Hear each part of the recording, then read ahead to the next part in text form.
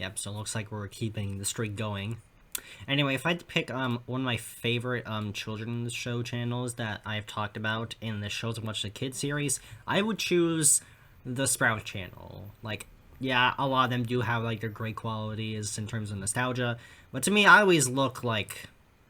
But to me, I always choose Sprout. Like, not only is it the channel that I always turn on whenever there was nothing else on TV, but it's also the one I remember most fondly when I look back on my childhood.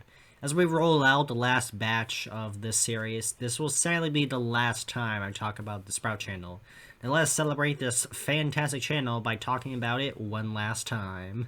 So let's see what's in store for us. But before we get into all that, be sure to like and subscribe, share it with your friends, check my posts on Strawpo, check my Twitter, and check out my DMR. All the links are in the description. Now let's start the video now. The first show I'll be talking in this video is called Ruff Ruff, Tweet, and Dave.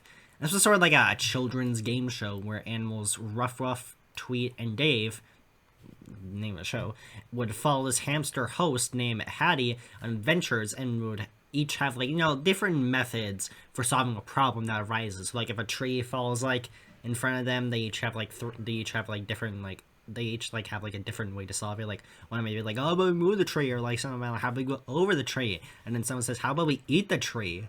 And then obviously they're wrong, so then you have to, so you, the audience, needs to choose which one is the correct option. Obviously, the show isn't interactive, because like, I don't really think technology is that far yet, has gone that far yet. But I do remember an event where they tried to make it look like live TV, but on paper it kind of sounded like false advertising.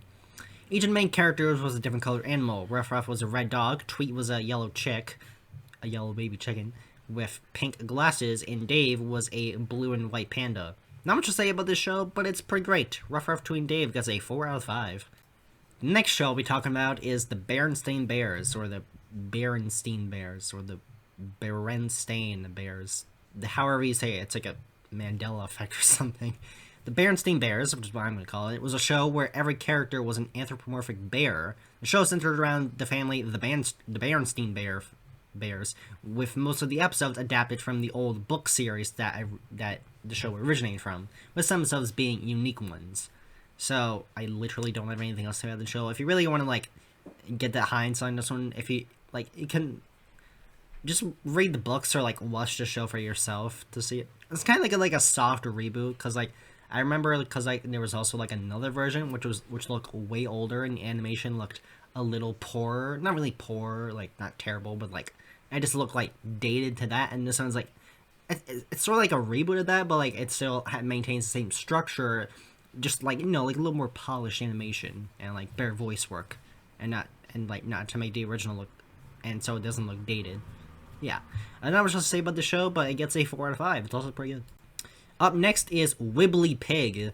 This was another show that was based on a book series, which I'd never read, and it focuses on a pig named Willy Pig, who explores his creativity in the world.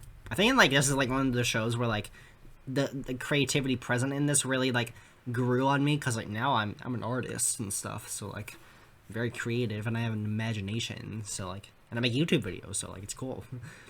It was similar to, like, Kipper in a way, except it was kind of only Wibbly Pig in, like, each episode, with a few appearances by some others in some episodes, and for some reason, like, Wibbly Pig would, like, talk to somebody, like, off screen, and that was kind of weird.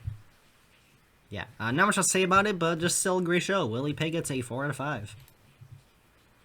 Next show is Poppycat. So Poppycat is yet another show based off a book series, even though I never read it. This time, following the adventures of Poppycat and her friends.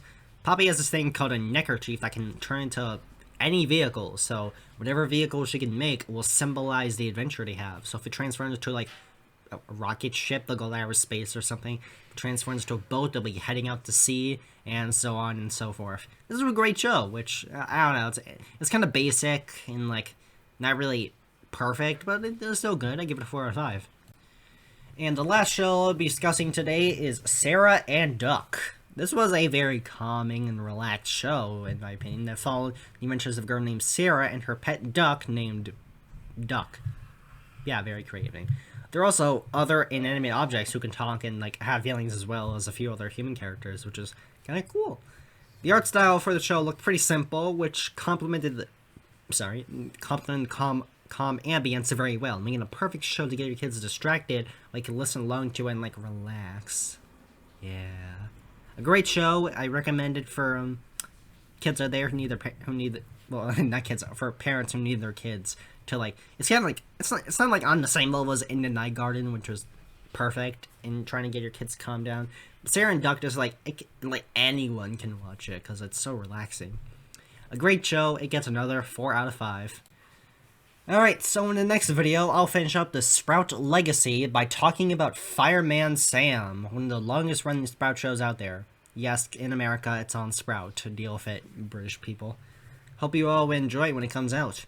Thank you guys for watching this video. Be sure to like and subscribe and check my social Dropboard, as well as my Demoner and Twitter. The links are in the description. I also want you to share it with your friends, and by doing those 3 things, you're helping me a lot to reach 1,000 subscribers. And also, I don't think I've told you guys yet, but earlier this week, I got into high school. So, like, yeah, I'm a freshman now. I'm in high school. I'm not telling you where, because that'll give out my location. I don't need that in my life. I know I'm popular, but I don't want too much attention. Yeah, I'm a liar. I don't have that many subscribers. Please subscribe. Please, no. Yeah, so, yeah, I'm a high schooler now. Let's see where the future holds for me in high school. Hopefully it'll be good. I don't know. Alright, I will see you guys next time.